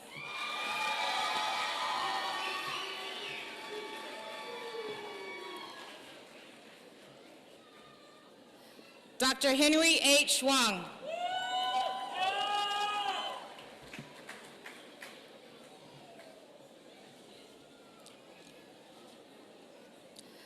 Dr. Austin Cameron Wapp.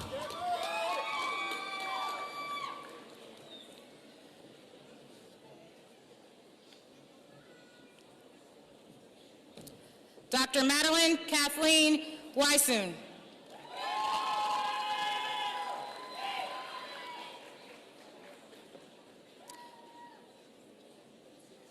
Dr. Emily A. Wells.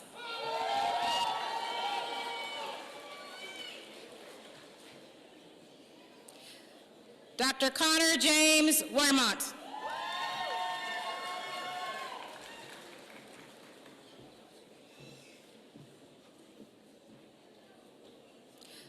Dr. Adam Dale Wilson.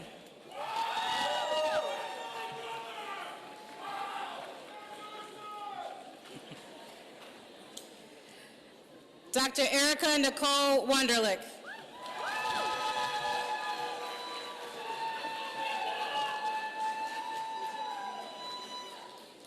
Dr. Margaret Ann Ziegler.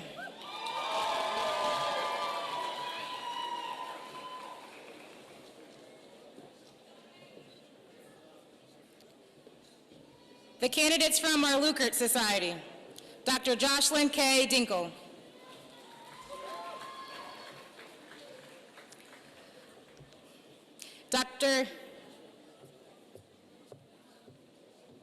Dr. Grace Elise Gustafson.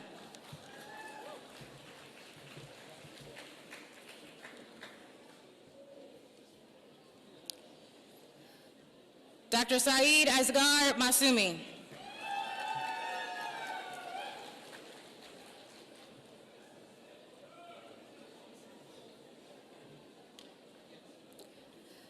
Dr. Bryn Elizabeth Niblock.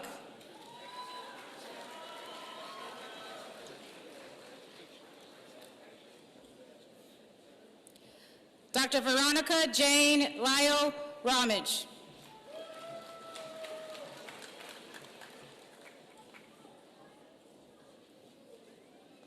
Dr. Emma D. Renwick.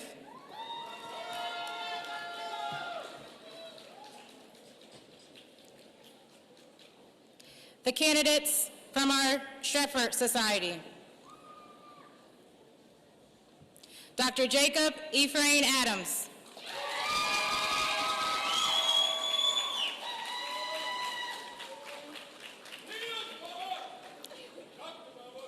Dr. Ifran Mohammed Ansari.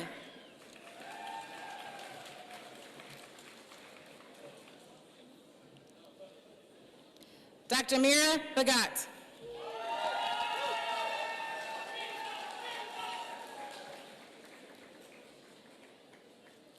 Dr. Michaela Danielle Bryan.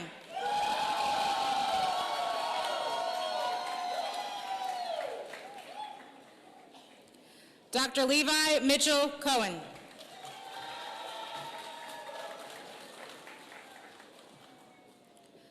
Dr. Taylor Kusick.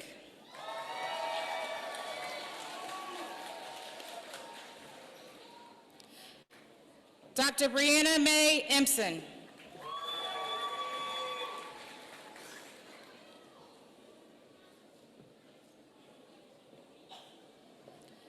Dr. Mark A. Faber.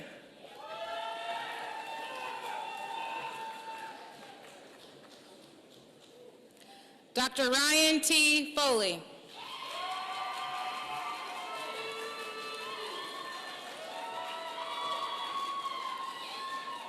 Dr. Colin J. Freckning.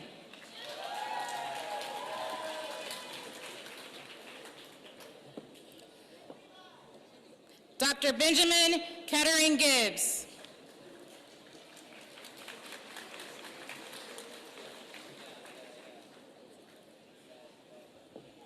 Dr. Zachariah Yusuf Hassan.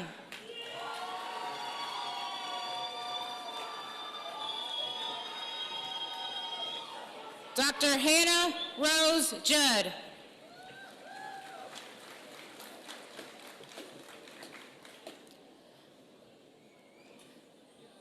Dr. Eric Stephen Carney.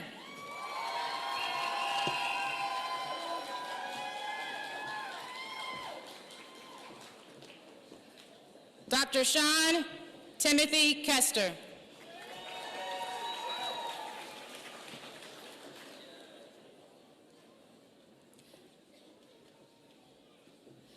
Dr. Julianne C. Lake.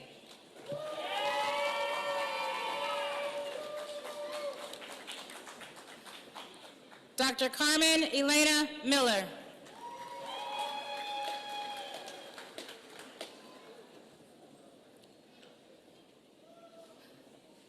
Dr. Sheridan Elizabeth Scott.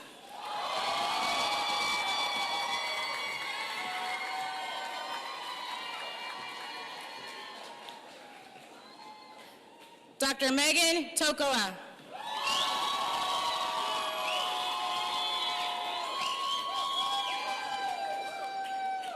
Dr. Peter Thomas Walsh.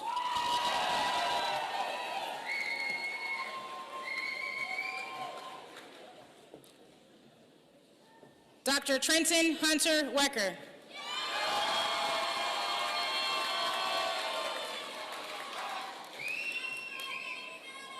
Dr. Alexis M. Yates.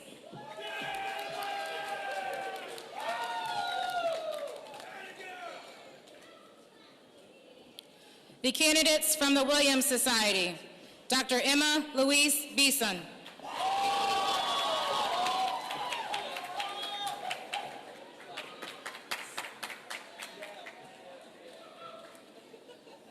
Dr. Adrian Carlo Blanco.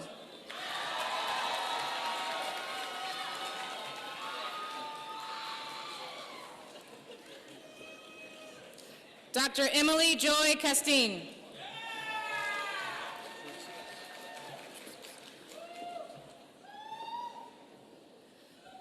Dr. Nicholas James Drusos.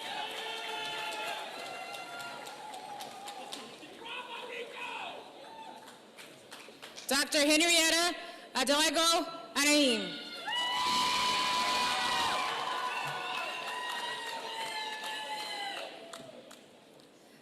Dr. Rahel Talahim Eshate.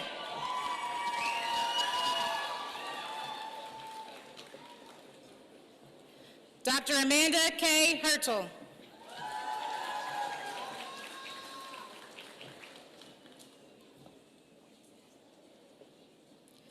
Dr. Parker L. Holloway.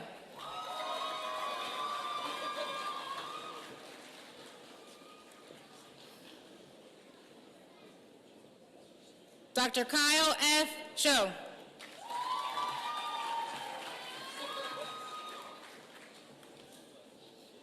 Dr. Amanda H. Wynn.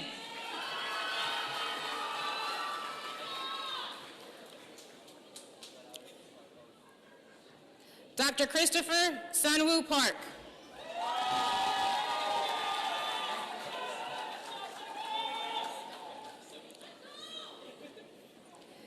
Dr. Carlos Julio Silva.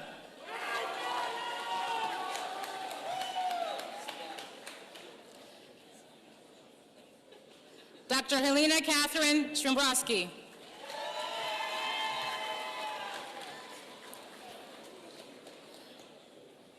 Dr. Nicholas William Weiss.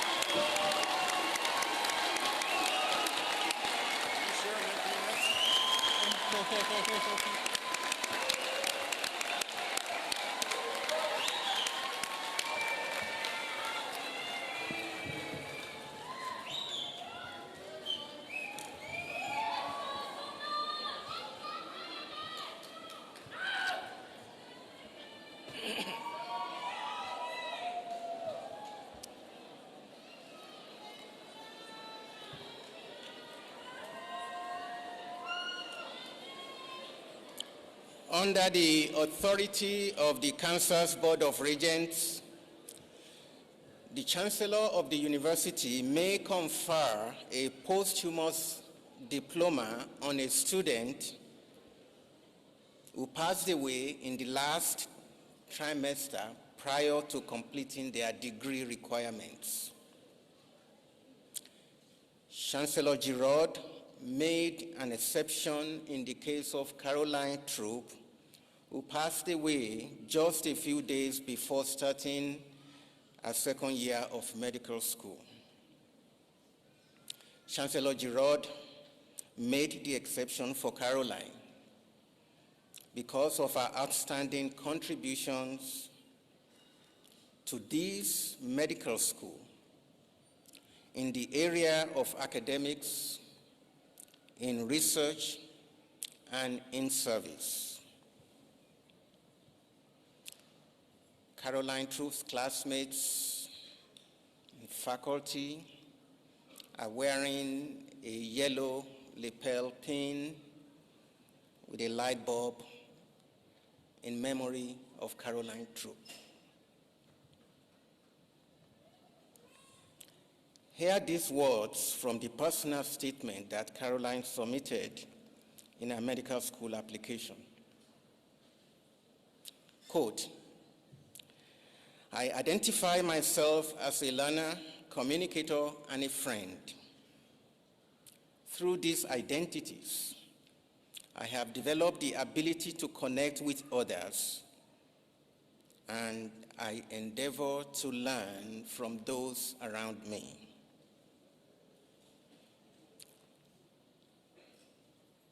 She said further, the people in my life consider me to be a confidant and a person to seek advice from. As a physician, I will work to develop the same level of trust and understanding with my patients that I have with all those in my personal life.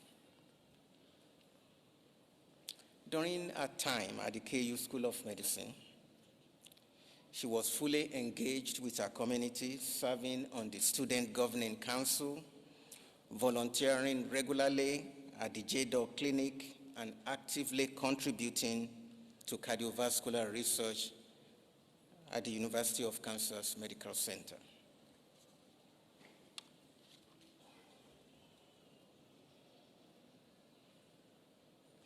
Even as a first-year medical student, Caroline demonstrated a clear understanding of what it means to be a physician, beyond the academic rigor required to be a physician.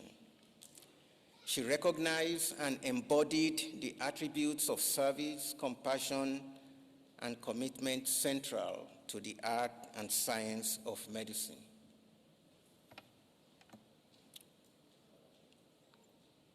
Caroline Troop is remembered for her kindness, her humor, and her caring nature. The MD class of 2026 sitting before you,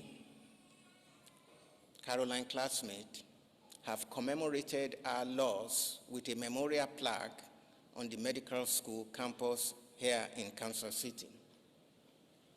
The memorial plaque features a quote from J.K. Rowling, author of the Harry Potter series. The quote says, "Happiness can be found even in the darkest of times if one only remembers to turn on the light." End of quote. As we celebrate the milestone achievements of all of our graduates today. I invite each one of us to listen to Caroline and follow her example, to be intentional, to connect with others, and to let our lights shine. At this time, I would like to invite the Troop family to the platform to receive Caroline's medical diploma.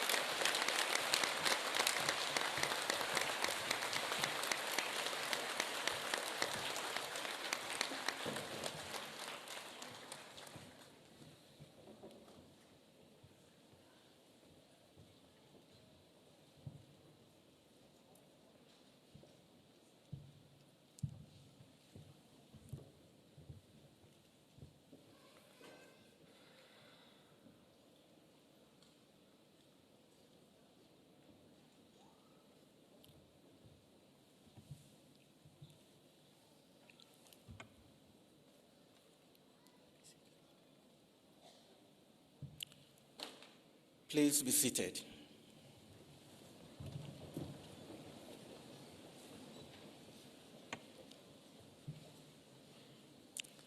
Congratulations to all of our graduates. To the candidates who are receiving the MD degree, I will need your attention for the next few minutes. 1,394 days ago, 3 years, 9 months, and 24 days, in this very hall, you took an oath of commitment. Your oath of commitment stipulated how you are to conduct yourself, how you are to behave towards your colleagues, towards your teachers, and towards your patient.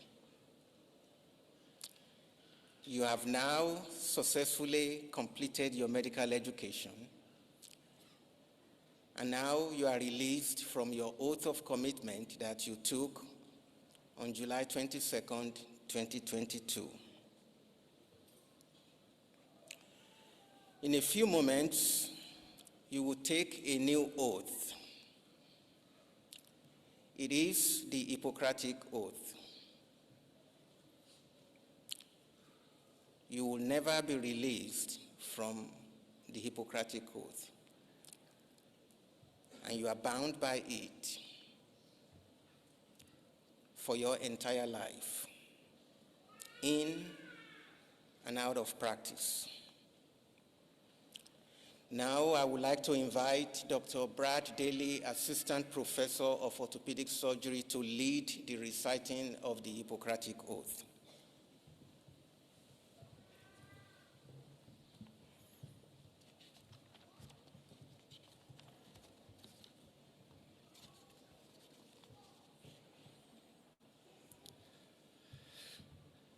The reciting of the Hippocratic Oath is a tradition which represents the physician's public affirmation of the values of our profession. It is my honor to lead you in this recitation that will begin your career as a physician. Medicine graduates, if you would please stand. I would also like to invite all physicians in the audience to stand and renew their oath with us. I would also like to invite Dr. Carolyn Troop's family to stand if they would like and recite the oath. You will find the oath on the last page of your program. If you would raise your right hand and recite the oath along with me.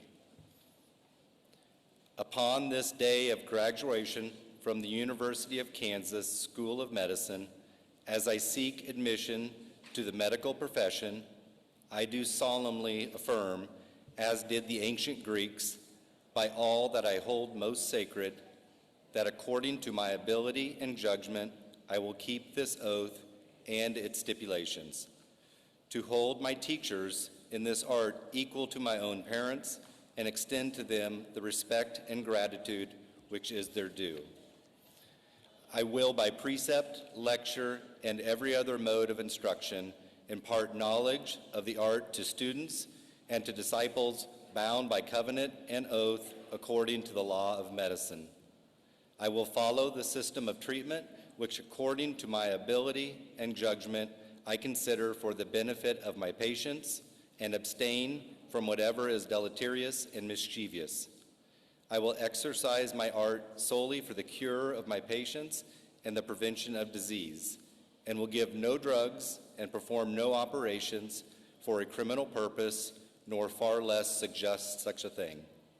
With honor and dignity, I will practice my profession, not permitting consideration of religion, nationality, color, gender, or social or economic standing to intervene between duty and my patient. Into whatever houses I will enter, I will go for the benefit of the sick and will abstain from every voluntary act of wrongdoing or corruption. Whatever I may see or hear in the lives of men and women which ought not be spoken abroad, I will not divulge, reckoning that such should be kept secret. While I continue to keep this oath unviolated, may it be granted to me to enjoy life and the practice of art, respected by all humanity in all times, but should I trespass and violate this oath, may their reverse be my lot. Please be seated.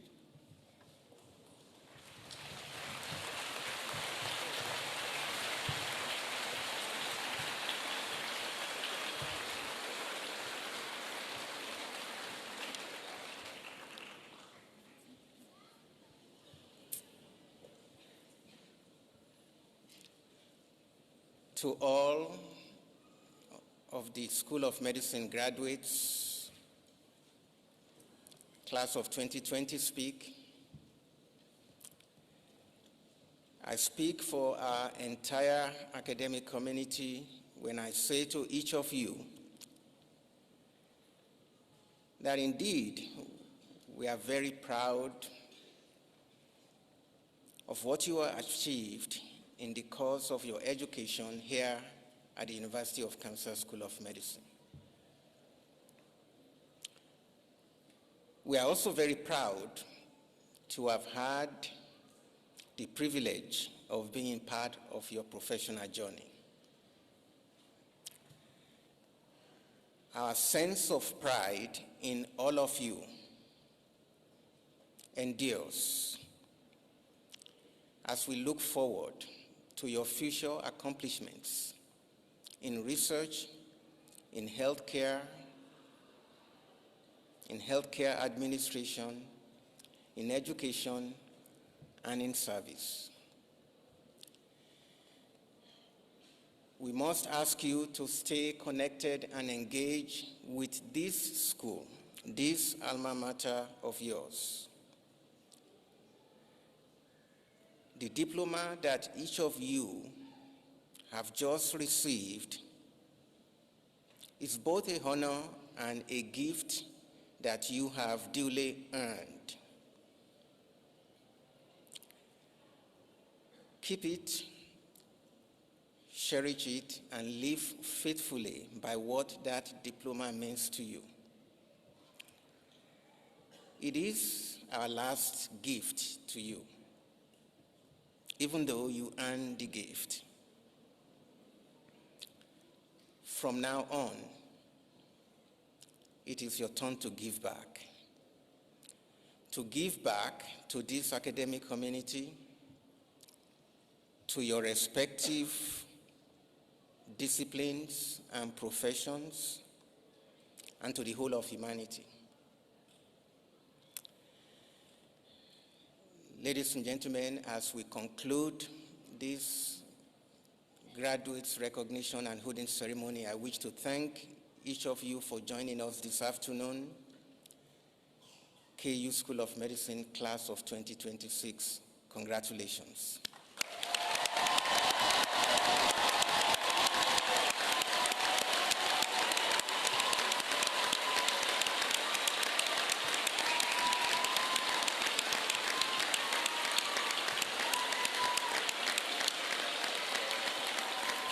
Guests,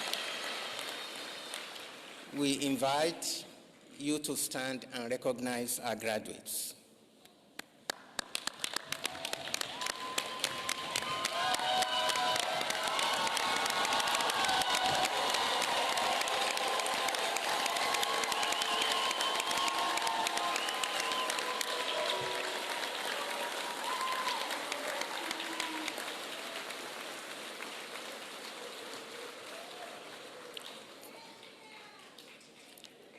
If you are able, please remain standing. Remain in place until the platform party and the graduates have left the auditorium. Platform party, please stand or remain standing. Students, please stand. Student marshals, Dr. Samuel Akidiva and Dr. Gustavo Blanco, please prepare to lead the graduates in the recessional following the platform party.